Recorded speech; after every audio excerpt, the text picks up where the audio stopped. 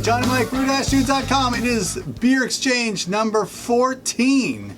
Lucky number 14. I forgot to say lucky number 13. But we swap beers with people who homebrew beer, and homebrewers are the best kind of people because they definitely like to share beer, and that's just a great thing. Today we have Jason from Ohio. Yes, Jason from Ohio.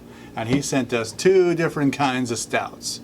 He actually sent us 3 beers, but the other one is has corked and it has a cage, and that's definitely for some other time. Special time. Probably not on camera. We'll just drink that. This is going to be another... It'll be a celebration beer for sure. Quiz for me? No quiz. This is just let's drink them and talk about them because they're pretty awesome. I hope so. Yes, it is. So I think that he has 2 bottles, the stubby guy here and the long neck guy here. Which, first of all, these are really hard to bottle on. He likes to have a but challenge. I think that's pretty interesting. So Jason from Ohio, let's put the pin on the map. Yep. Cue graphic animation of put it up. Map. And so the stubby guy is a bottle with a snowflake cap. I think that's that guy. Yes, sir. This is a breakfast stout. Oh. With cacao eggs. nibs. Oh. Jamaican Blue Mountain coffee. Oh. Which is great. Great. What? Me and coffee. Oh, we got to talk about that. We're like this. I can't wait. I'm down here. I can't wait to it's gonna be great. take my coffee stout. Oh, I can't wait either. You drink it's gonna be great. You're gonna love it. And he aged us on bourbon cubes. So that's this one. You just described one of the 2 beers. That's just all one. that is just one of the 2 beers. Just all one. Right. The other one. Okay. This is a smoked stout that really? took first place at the Ohio State Fair. We got award-winning beer right here. Award-winning beer. And I'm going to start with the coffee bourbon spaceship beer. Cacao nibs. Cacao. Cacao. So the first aroma I got, I definitely get the chocolate. The coffee is definitely strong. Right away when I first smelled it, I'm like, this is a coffee stout. Now, just to be fair, you don't like coffee. I'm not a coffee guy, but I can be. But I'm a scientist, so you can trust me to be extremely objective. Yeah, impartial and all that garbage. I'm certified. He's a senior scientist. So what do you think? Oh, wow. Okay, that's not a good So the aroma, there's a lot more coffee in the aroma than there is in the flavor. I'm getting the coffee now on the... Oh, wow. I got some bourbon. Wow. A huge bourbon blast at the end there. Wow, that is so interesting. Bizarrely interesting. I don't know if I really... The components are really well woven together. Mm-hmm. It's really hard to like say, oh my gosh, there's the coffee note, there's the cacao, and here's the bourbon. I don't know. They weave together sometimes pretty nice. Sometimes I get a blast of each of these different items. But then your palate shifts and starts telling you, no coffee, no bourbon. It might be information overload. My brain's just kind of picking things out as a little bit. To me, it's almost like I'd like to taste this in a couple of years too, just to see how that mellows out. It's a little sweet too. There's a sweetness there. Yeah. And I don't know where that's coming from. If it's just how I perceive the coffee, or the finish. Maybe the finish was a little high, but it's nice. The body is... I was going to say, what do you think of the body? It's smooth. Yeah. It's smooth, and I wonder if that's medium full, you think? Yeah. It's definitely medium to full. Yeah. Medium to full and smooth. High marks, I mean, I'm saying that's it's good. Yeah. Does he say what the original gravity of some of these were? I don't have any more information, okay, so that's why we need information from Jason from Comments. Ohio. Yeah, Jason comments. from Ohio. I might have to write him a note and say, hey, if you can share with us your recipe and just other details about when you added the, say, bourbon chips or whatever. One thing I do like about it that there's no heat in it whatsoever.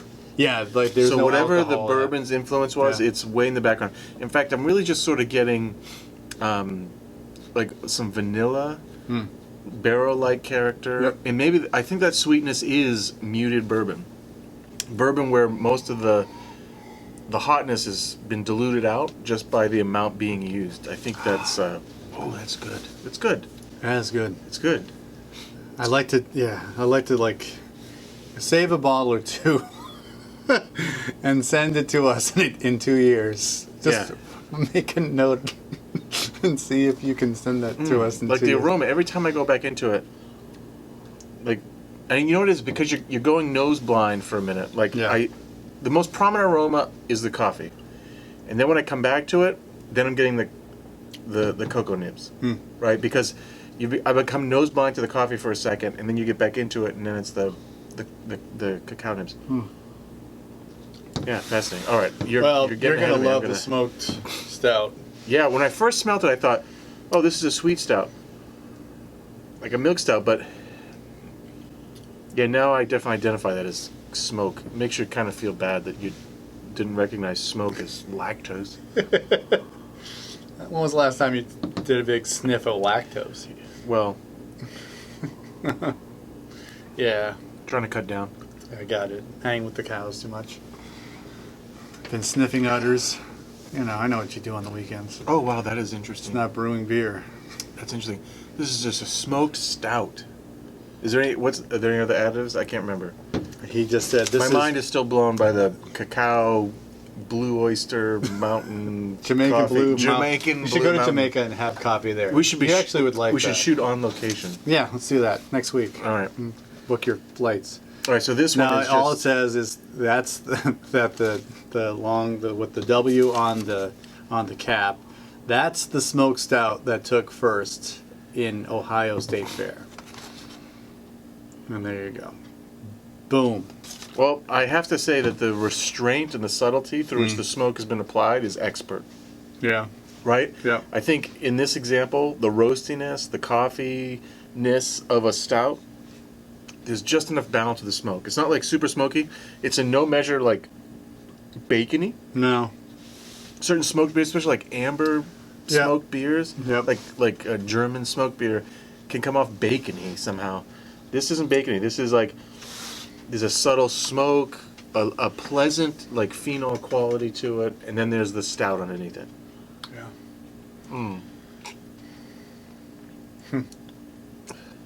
Again, smooth, but I would say this is let's get some sweetness to it. It's smooth, but I would say it's a medium body. The body's not as big as this. Yeah. It's a lesser body, but it works. It actually amplifies the smoothness. I know that I said that there wasn't any quizzes here, but what kind of yeast strains do you think he's using here? This is just me riffing, and I wonder if the sweetness in this is a lower attenuating strain, potentially, because I think that the two of them seem to have some interesting ester qualities to them, which I think might be that sweetness, playing off of like in the coffee, some of the bell pepper, sweet bell pepper you might get. I wonder if there's like a English strain in there. That's what I think. English strain. English strain. The bell pepper stuff, man. Joe, you go and look. People, when you talk about coffee, one of the predominant characteristics of describing coffee is bell pepper. Yeah. And combined with esters of maybe an English ale use, of course he's going to write back and say, "No, I use Belgian." But no, it's not Belgian. This is English. It's got English qualities. I would think there might be English qualities. Yeah. Although this one seems like it was probably a bigger beer to begin with, and so maybe this isn't. Maybe this is something more attenuative, like a American or California 2 or something.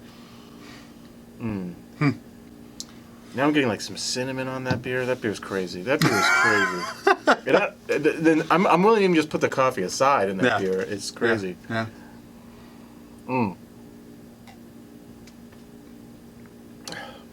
do you think the base stout is in these?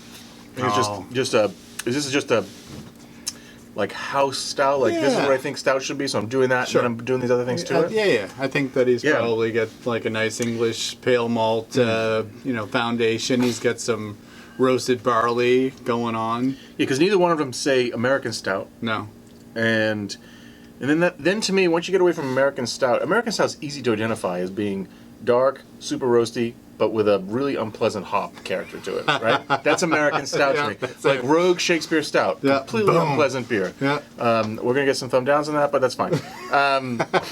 But then when you try to describe stout after that, where do you go from there? Because every stout after that, there isn't like English stout. No. You've got foreign export. You've got tropical stout. You've got sweet stout. You know, milk stout. And you've got oatmeal stout. But you don't just have like stout that's not American stout. Just some. And actually, I'm trying to work on a house stout. Just dry recipe that's stout? sort of- yeah, dry stout. Is that still a category or not? Yeah, no, it is. It's in the. You're right. It's Okay. There's dry stout too. I'm thinking that that's what he built You first. think this is? Yeah, I think that this is like an American without all the hops? stout. Because we didn't even talk about hops in here. This I mean, there's the hops smoothness. in here, Maybe but- the smoothness is coming from some adjunct like a flaked barley or a flaked Oh yeah, oatmeal. yeah.